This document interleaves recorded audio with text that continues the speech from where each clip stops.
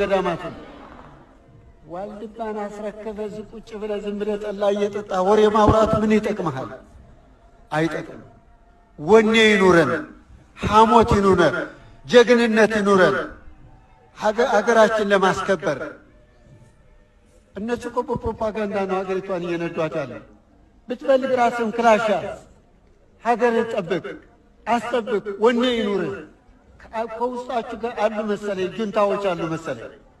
ኢትዮጵያን ያሰኛት እኮ አማራ። ለምንድን ነው የምትፈሩ? መጀመሪያ ደረጃ የኦሮሞ ቄስና የኦሮሞ ሸህ በኢትዮጵያ ምድር ላይ አይታወቅምም የለምም።